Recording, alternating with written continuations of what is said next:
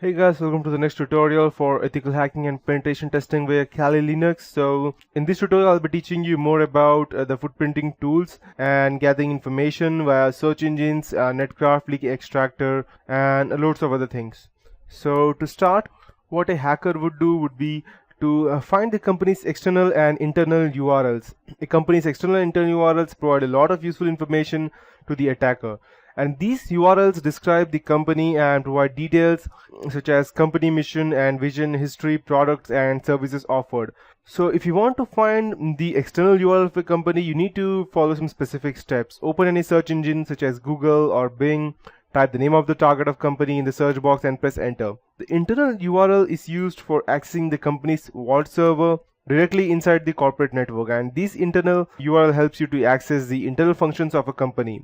Most companies use common formats for internal URLs, and therefore if you know the external URL of a company, you can easily predict the internal URL through trial and error method. So these internal URLs provide insight into different departments and business units in an organization. You can also find internal URLs of your organization using Netcraft tool, and I'll show you where you can go ahead and download that. So I'll just go ahead and open this, and in order for you to go down start Netcraft, we can just type Netcraft.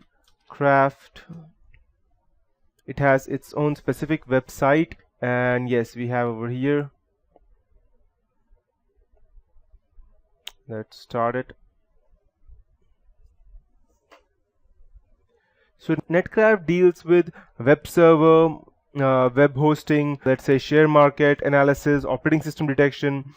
It provides a free anti-phishing toolbar for Firefox as well as Internet Explorer browsers. The Netcraft tool avoids phishing attacks and protects the internet users from fraudsters, and it checks the risk rate as well as the hosting location of websites we visit.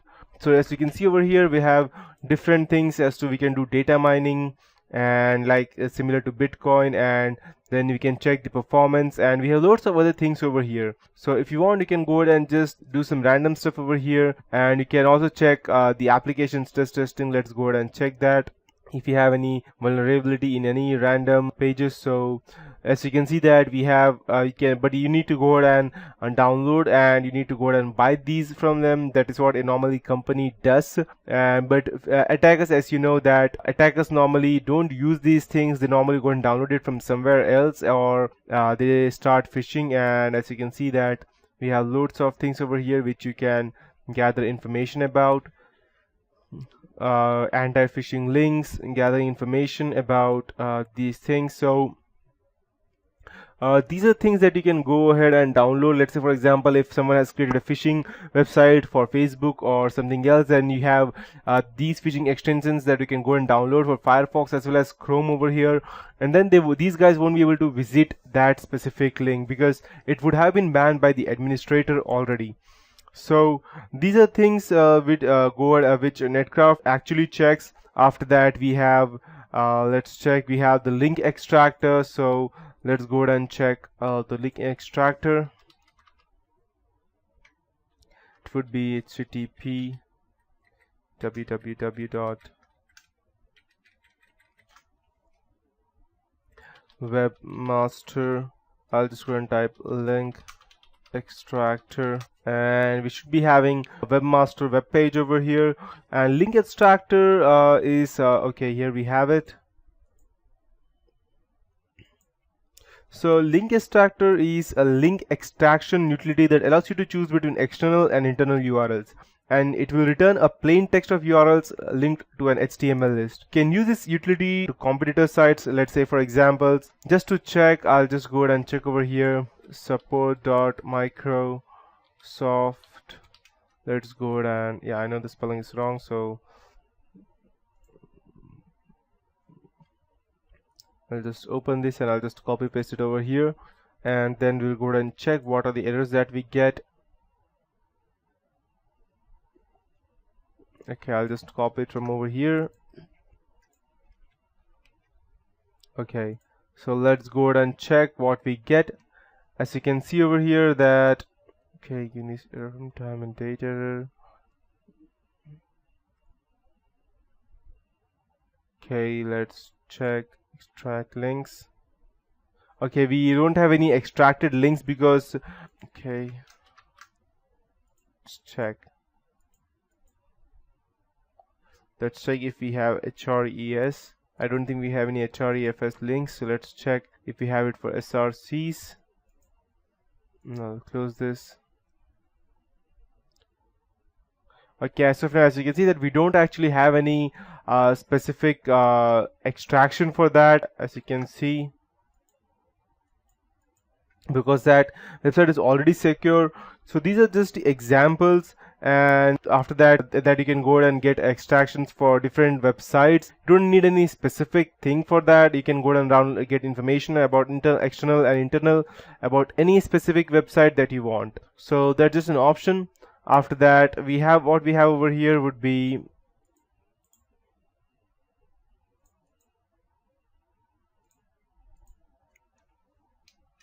Google Earth, Maps, Facebook, LinkedIn, Google Plus, and email tracking tools. So I'll go ahead and give you a deep detail about how Google Earth and Maps can be useful, and you may have no idea that it's used to gather information, or you can even look into a specific organization to get the location of a specific place. Information such as physical location of the organization plays a vital role in the hacking process. This information can be obtained using the footprinting technique, and in addition to the physical location, we can also collect information such as surrounding public Wi-Fi spots, hotspots that may prove to be a way to break into the organization's network. So attackers with the knowledge of target's organization location may attempt a dumpster diving or surveillance, social engineering, and other non-technical attacks to gather much more information about the target organization. Once the location of the target is known, detailed satellite images of the location can be obtained using various sources on the internet and many more.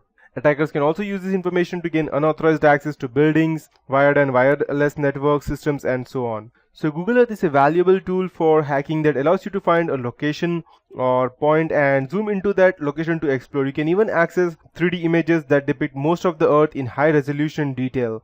So I'll just go ahead and show you some specific things that you can go ahead and check into Google Maps, providing a street view feature that provides you a series of images of buildings as well as its surroundings, including Wi-Fi networks. Attackers may use Google Maps to find or locate entrances to buildings, security cameras, gates, places to hide, weak spots in perimeter fences, utility resources like electricity connections to measure the distance between objects, and many more. So I'll just go ahead and show you some example as to how we can go ahead and gather information about that. So I'll just go ahead and open Google, and I'll just check. Let's say we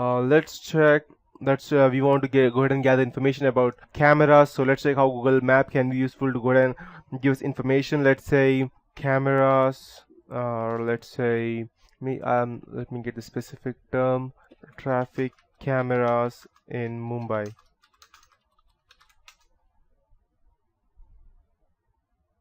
So we have over here, as you can see, we have different cameras, and I'll just go ahead and check into maps.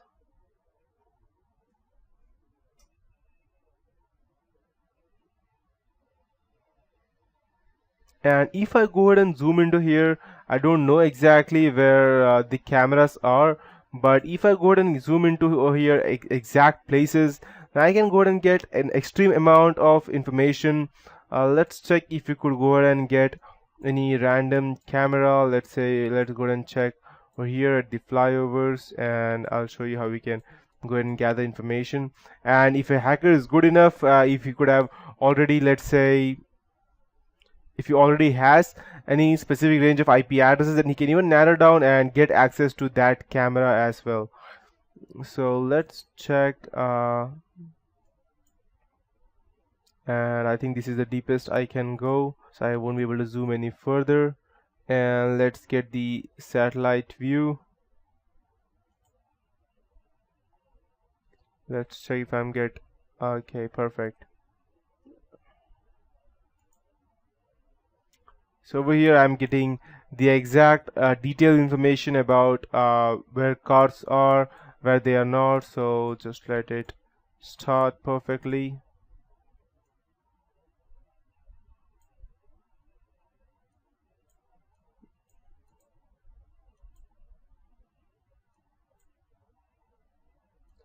Okay, so I don't think there are any specific cameras over here. I'll go back to my normal mode. Okay, so but you can see that let's say we have these corporate buildings over here. So if you go ahead and check Google Earth and cameras, if I go ahead and get let's say 3D view of that, let's see if I could go ahead and get some 3D view where it is exactly. Okay, let's take this Julius for example. We have this. So if we want any detailed information, as you can see, I can have this information handed to me without anything. I can see how it looks like from the inside, and I won't even have to actually manually go over there. So I'll just go down and enlarge this a bit.